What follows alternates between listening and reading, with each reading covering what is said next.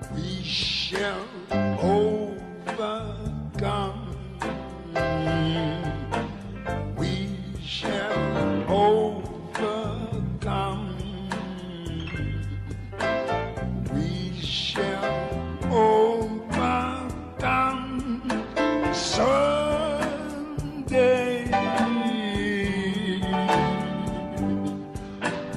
Oh, deep in my heart. Greetings, my name is Cynthia Douglas, president of the Grosse and Harper NAACP.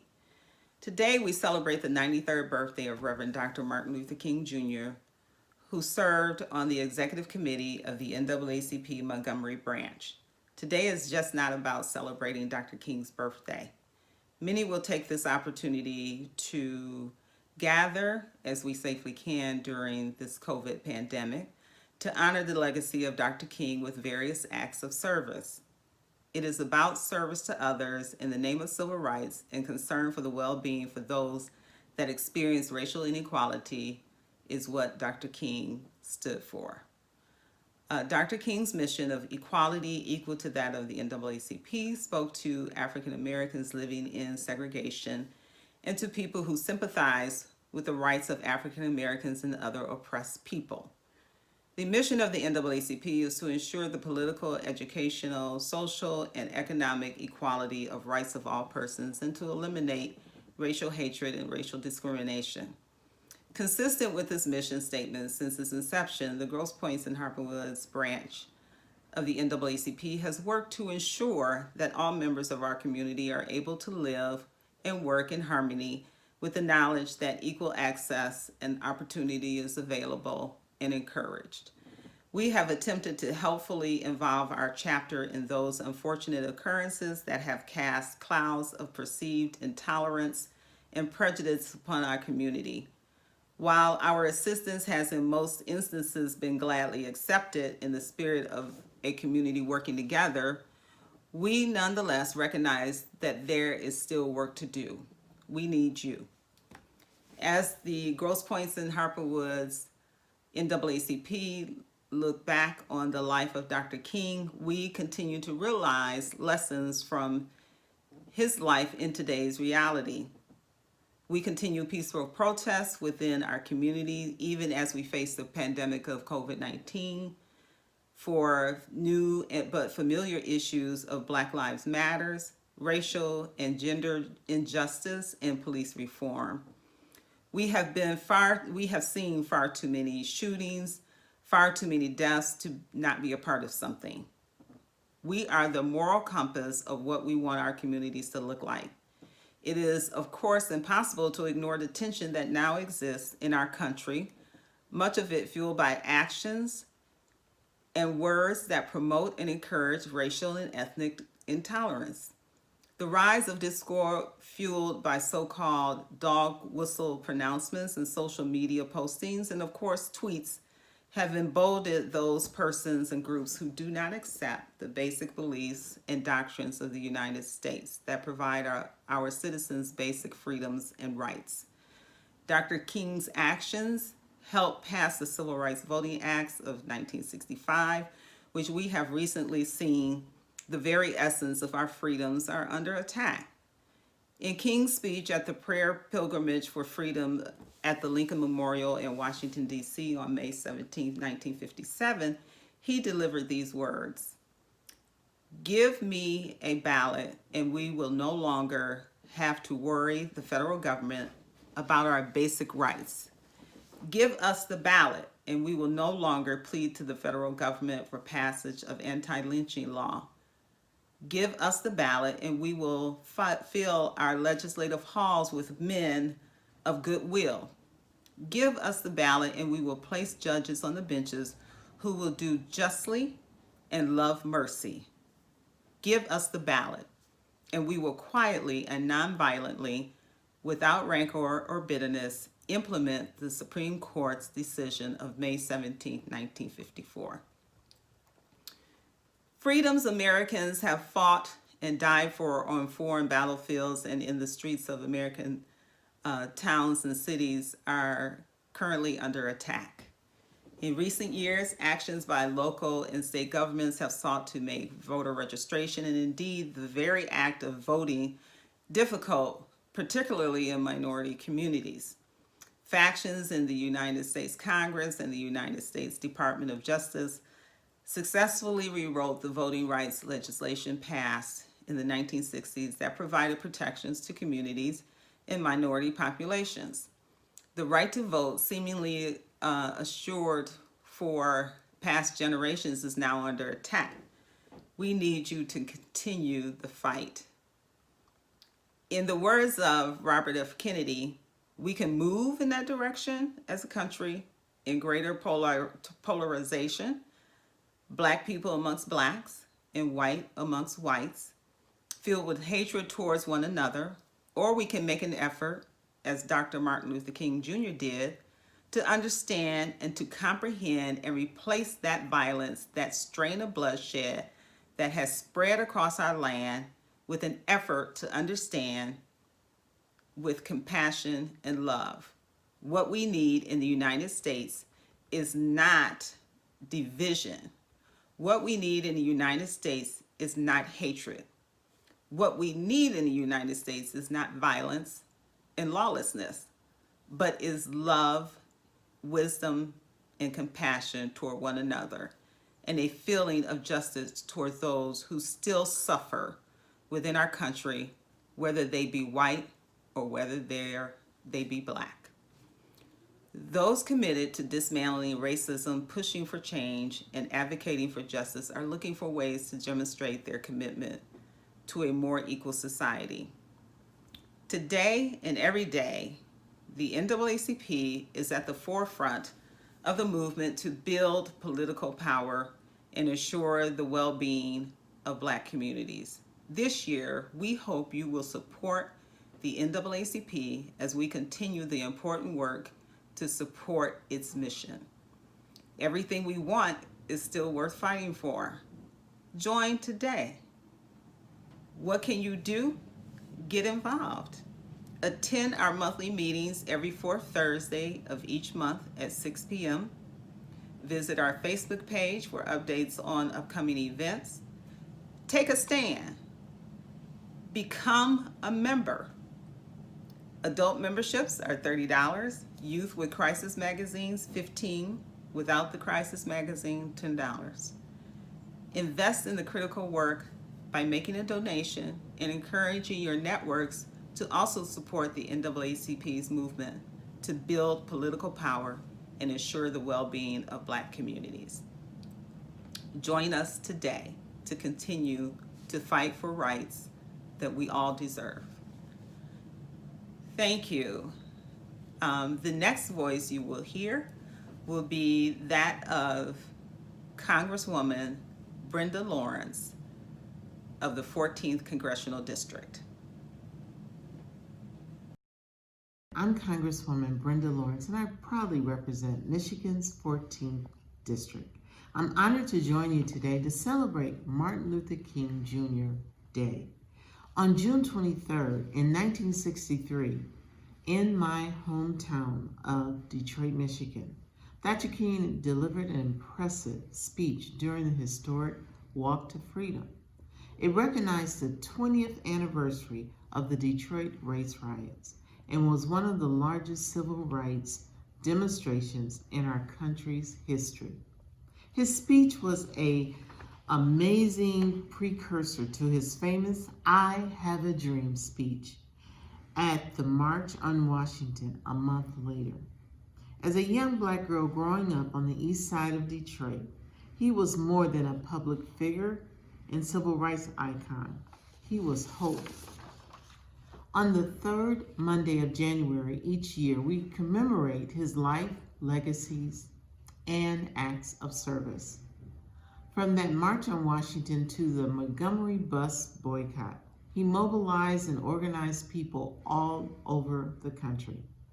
It was because of his efforts and the efforts of countless others that led to the passage of the Civil Rights Act and the Voting Rights Act. Dr. King's words and actions changed all of us for the better. We celebrate every January to ensure that his legacy lives on. As a nation, we have a lot of work to do as we ensure that every person in the United States is treated with dignity and respect. I encourage you to follow in Martin Luther King's footsteps, treat each other with kindness, and continue to create a more equal society. He inspired generations of Americans to serve their communities because no matter how big or small your actions are, know that you can make a difference. Thank you. I hope to see you all soon, and happy Martin Luther King Day.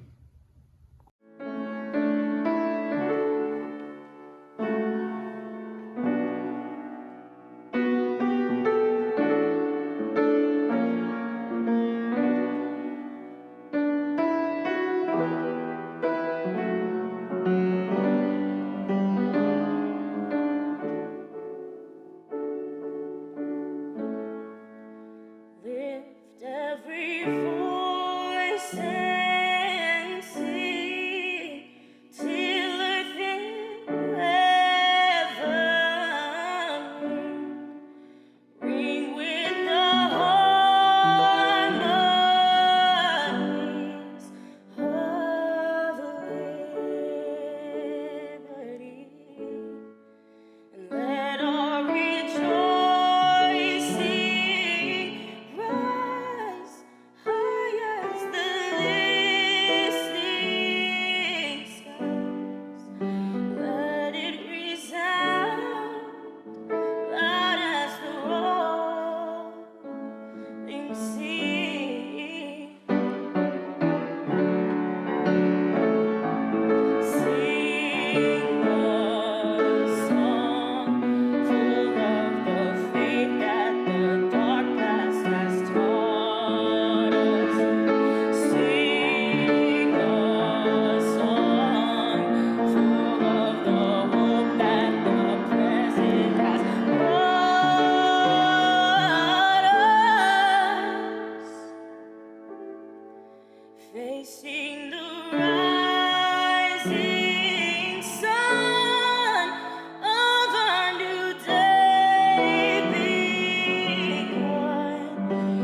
Let us march on till victory is won. God of our weary years, God of our silent tears, thou who hast brought us thus far on our way, thou who hast by thy might led us into the light. Keep us forever in the path we pray.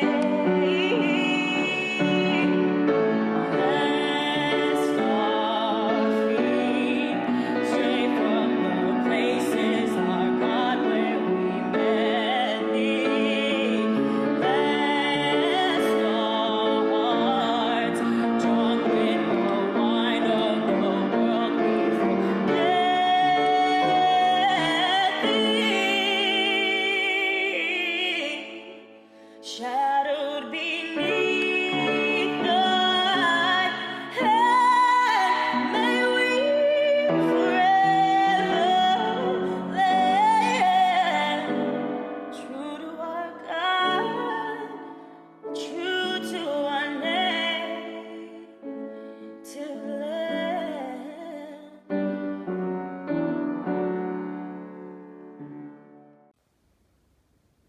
Hi, my name is Jalen Bradley, and I am a proud member of the Grosse Harper NAACP branch. But I also serve as the Youth and Young Adults Chapter Chair. I am here today because we have to recognize the times that we are in, There's so much social division. There's so many different protests and riots and just so many things going on in the world. It's time for us to come together, to educate, to bring awareness to all of the uncertainties that we are still in the midst of. Now, we have to address that on this day is the observance of Martin Luther King Jr. It is so much that MLK will be frowned upon because of the times that we are in. We must remember that Dr. King stood for unity, stood for solidarity. At a time like this, we need both of those things. And I personally still recognize and will continue his legacy by bringing a sense of togetherness in every community, in every atmosphere, because that is what we need. We are still facing a global pandemic. We are still facing political turmoil, but we need to come together to depend on each other for various things, to bring about the positive changes and initiatives that will be beneficial to all of our communities. Today, we must make sure that we are partaking in a day of service, a day of remembrance, and a day of just actively engaging in all things Reverend Dr. Martin Luther King Jr. stood for. I will also be attending MLK events to continue to learn and prosper in the times that we are in today.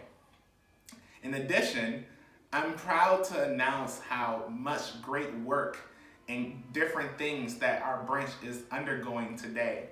We are in 2021. A brand new administration is days ahead of us.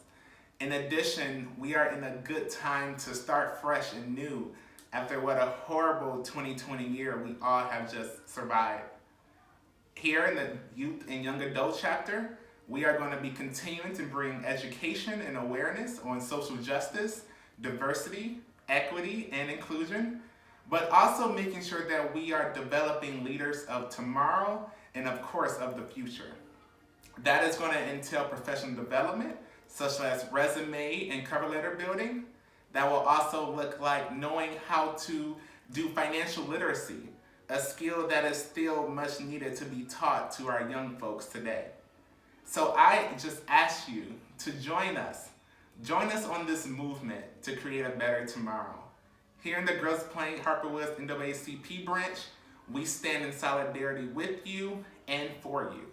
But we just ask that you continue to support us. Follow our Facebook page, donate your time, become a member. All of those are just simple things that we ask of you during these times. So that's all. Happy MLK Day. Remember to do something in service. Remember to respect and appreciate all the hard work and legacy that Dr. King has stood for. And I hope to see you soon as a member of the Grosse Harper NAACP branch. Thank you. In March of 1968, Martin Luther King Jr. traveled to Memphis, Tennessee to lead a group of striking sanitation workers in peaceful protest. He traveled to the city amid threats against his life, which had escalated as his message grew from seeking racial equality to also seeking economic equality. The threats against his life were real. Martin Luther King Jr. was assassinated in Memphis on April 4th, 1968. The night before his death, Dr. King gave a speech at the Mason Temple in Memphis to promote the plight of the striking workers. In it, he discussed a previous attempt on his life in 1958 when a mentally ill woman stabbed him with a letter opener in a Harlem bookstore. The blade was so close to a major artery that the New York Times reported if King had sneezed, he would have died. He used that speech to reflect on how happy he was that he had not sneezed, highlighting the great achievements he had witnessed. In 1960, students stood up by sitting in at lunch counters all over the South. In 1961, groups of Black and white Americans rode buses for freedom and an end to segregation in interstate travel. In 1963, Black people in Birmingham, Alabama aroused the conscience of the nation and brought into being the Civil Rights Bill. He also spoke of the personal accomplishments he had made since the assassination attempt. If Martin Luther King Jr. had sneezed back in 1958, he wouldn't have been able to tell America about a dream he once had, or gone to Selma, Alabama to see a great movement there, or been in Memphis to see a community rally around his brothers and sisters who were suffering. On the eve of his death, Martin Luther King declared that he had no fear, that he had seen the promised land, and that one day the world would reach it. So I'm happy tonight. I'm not worried about anything. I'm not fearing anything. My eyes have seen the glory of the Lord. He was killed the next day, shot in the neck while standing on the balcony of his second-floor room at the Lorraine Motel in Memphis. He was rushed to the hospital and died within the hour. The ensuing manhunt for King's killer lasted for just over 3 months, ending with the capture of James Earl Ray at Heathrow Airport on June 8th. The outpouring of grief for King's death was immediate and overwhelming.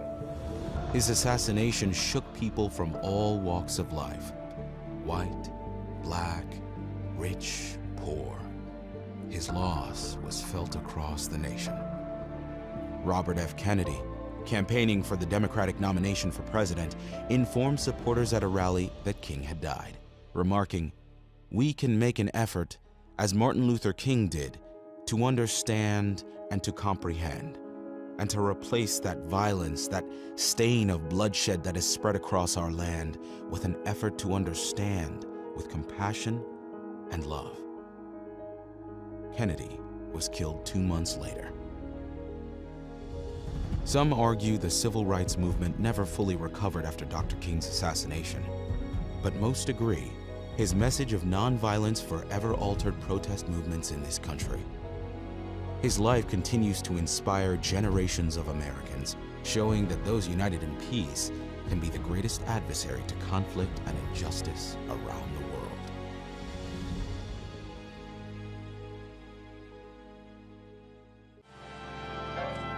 We shall overcome.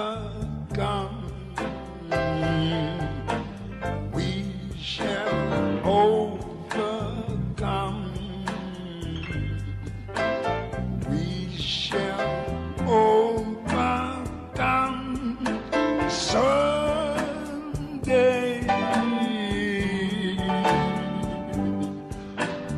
Oh, deep in my heart, I do believe. Oh, we shall overcome someday.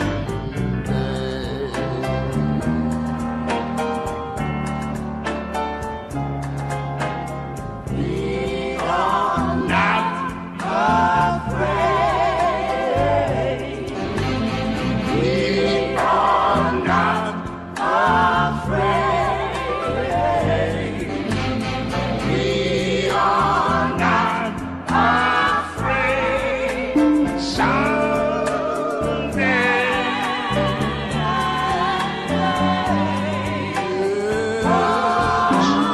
deep in my heart, I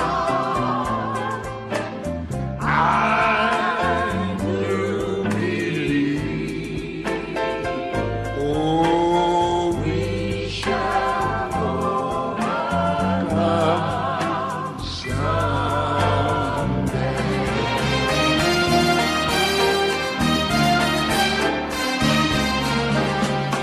We'll walk hand in hand. We'll walk hand in hand. We shall overcome. Deep in my heart, I do believe we shall overcome.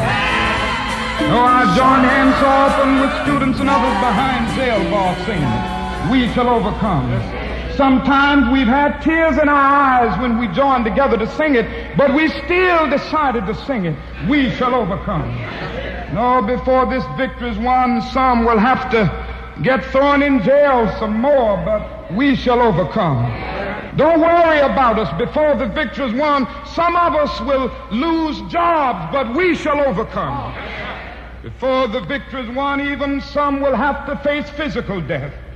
But if physical death is the price that some must pay to free their children from a permanent psychological death, then nothing shall be more redemptive. We shall overcome.